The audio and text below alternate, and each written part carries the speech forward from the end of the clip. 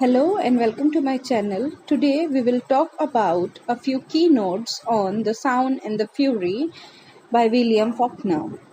William Faulkner के बारे में पहले थोड़ा बात कर लेते हैं। विलियम फॉकनर का जन्म 1897 में हुआ था और उनकी मृत्यु 1962 में हुई थी।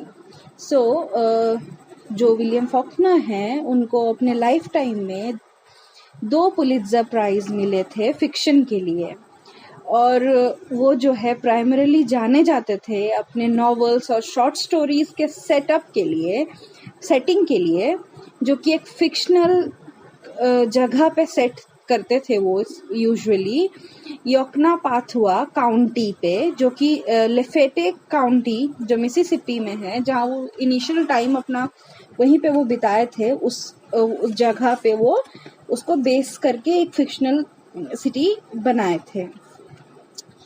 उनको नोबेल प्राइज भी मिला था 1949 में। अब थोड़ा नॉवल के बारे में बात करते हैं। The novel was published in 1929 और इसका जो मैन्युस्क्रिप्ट है वो first page bears the undeleted title Twilight. इसका जो टाइटल था वो मैकबेथ के एक फेमस सोलिलोकी से इंस्पायर्ड था। हम सुनाते हैं वो सोलिलोकी।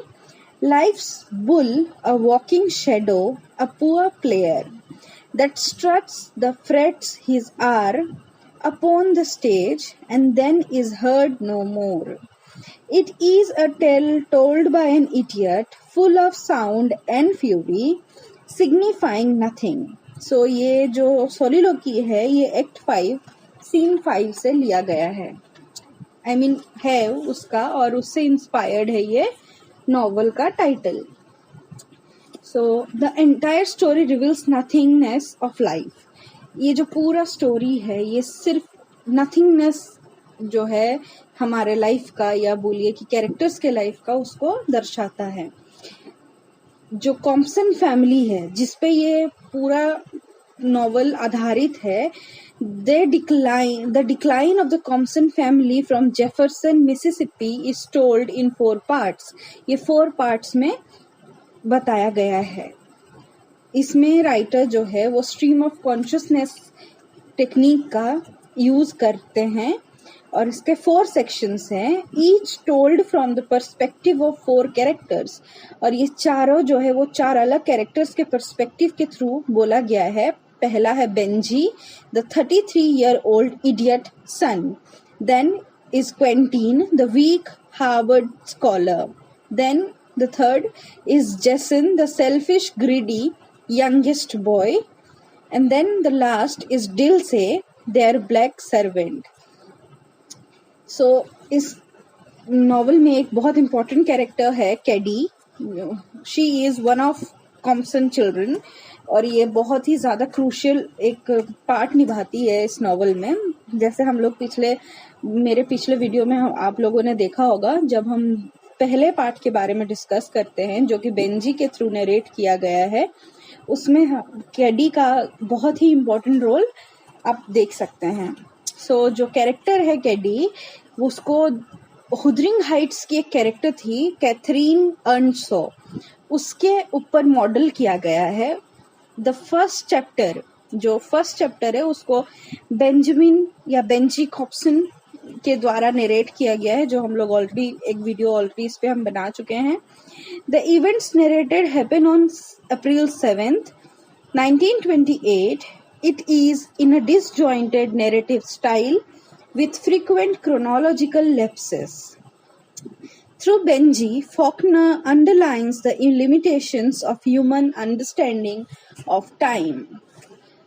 जो दूसरा सेक्शन है वो जून 2nd, 1910 में रिकॉर्ड किया गया है। वो the thoughts and feelings of Quentin, जो फीलिंग्स और थॉट्स थे क्वेंटीन के, वो इसमें दिखाया गया है। जो नरेटर भी है, क्वेंटीन जो है वो नरेटर भी है इस 2nd चैप्टर का, और ये वो दिन है जिस दिन वो सुसाइड करता है।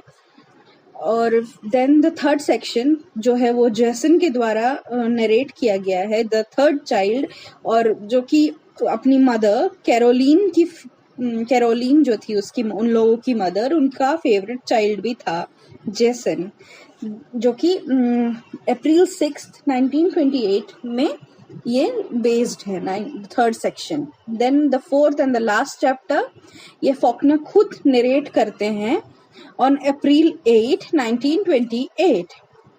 और इसका पूरा मेजर जो फोकस रहता है वो नेग्रो जो कुक रहता है डिल से, who played a great role in raising the Copson family, or you can say the Copson children, ये दिखाया गया है इस नरेशन के थ्रू।